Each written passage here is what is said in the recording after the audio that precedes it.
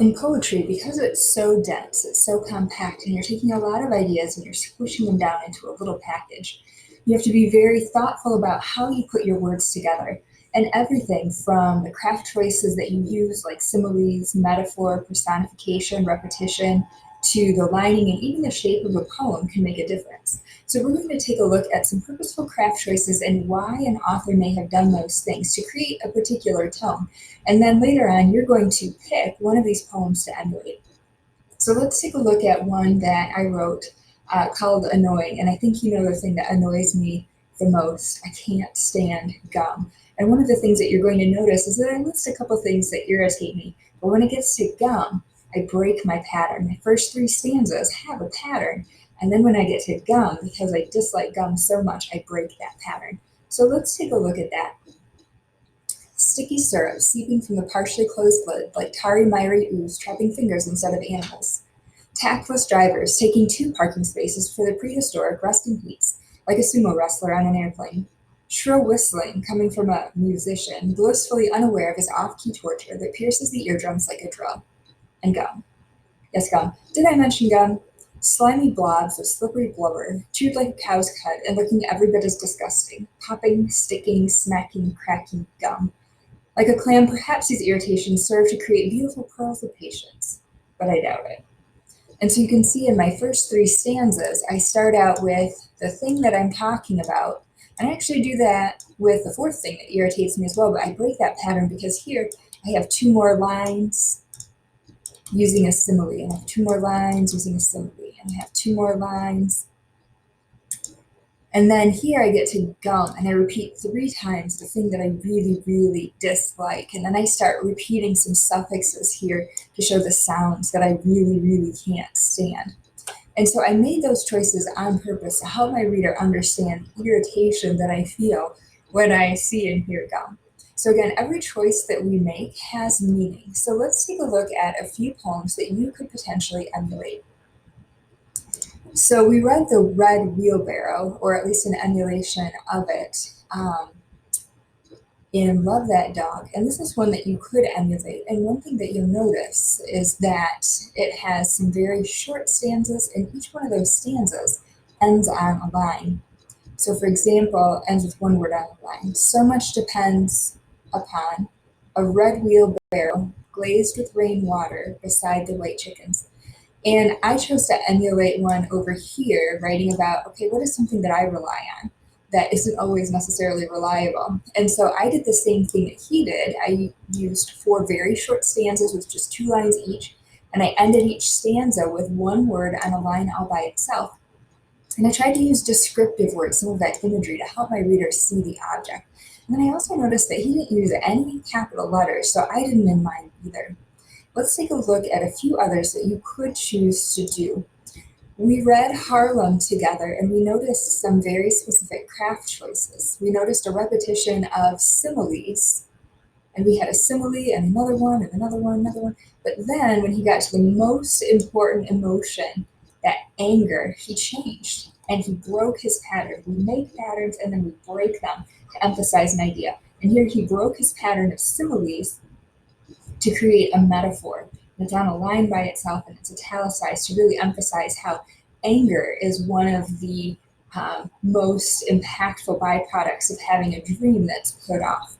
So if you choose to emulate Harlem, you could actually copy and paste this right into your Google document and kind of fill in the blanks if you're a little bit stuck and this is one that maybe interests you. You could also do April 26th. I thought this was an interesting one from Love That Dog. So let's take a look at what Jack writes, and you can think about maybe how you might emulate that. And again, if you're a little bit stuck, you could literally copy and paste this into your Google Doc and fill in the blanks. So he says, sometimes when you're trying not to think about something, it keeps popping back into your head. You can't help it. You think about it, and think about it, and think about it, until your brain feels like a squashed pea. And you can see that he's using repetition to show how an idea is going around and around and around in his head, and he can't stop thinking about it. Where he has, you think about it, and then puts and on a line by itself. Think about it, and on a line by itself. Think about it. Then he tries to help his reader understand Well, how does it feel? So he ends with a simile. Your brain feels like a squashed pea. So again, you could use this template to help you write your emulation poem if you would like to. And we looked at these two poems by Nikki Grimes as well, and she made a rather unusual choice in right aligning her poems. So usually we left align our writing like this, where the line goes up and down here. But she wanted to draw attention to the last word in each line. And she knew that by right aligning it, we would say, that looks kind of strange. I wonder why she did that. And she wanted us to pay attention to these words. And we can see at the end of each of these lines, if you take all of these bolded words, it creates a sentence, a phrase, almost like a poem within a poem. Thunder blossoms gorgeously above our heads. My soul has grown deep like the rivers. So you could try something like this too. Come up with a phrase that you would like to use, and then write align your poem, bolding this word to really make it jump out as we reader. So that's another option that you could choose to emulate. And we read Foul Shot, and we looked at the different craft choices. There were some alliteration, repetition of short lines, repetition of verbs. We had these verbs being repeated on short little lines by themselves, ending with S. And I showed you a few emulations of this, and you could choose to do this one too, especially if you play a sport or you have some kind of an exciting race or competition that you want to write about. This could be a good one for you. And we also read Abandoned Farmhouse, and we had that repetition with personification. He was, says, it was, says. And that's one thing that you could emulate too. And so if you would like a template, you can go ahead and click on these two buttons down here, just like I had on the previous pages, where it can kind of help you fill in the blanks, and you can use that on your Google Doc. So those are some pretty interesting poems that we've seen so far. And you can see here, I've got those student emulations of Foul Shot, if you'd like to take a look at those. And I have a few more on there too, if that's one that interests you.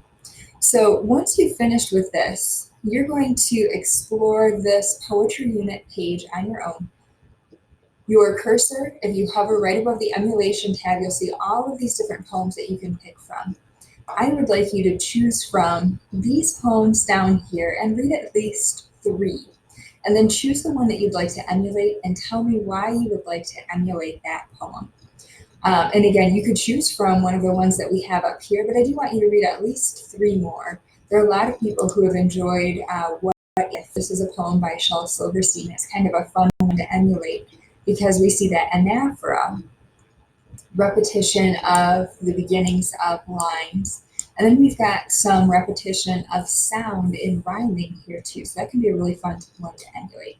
So again, think about which poem you'd like to emulate and be ready to tell me what you liked about it. And we're going to get ready to write those emulation poems next week.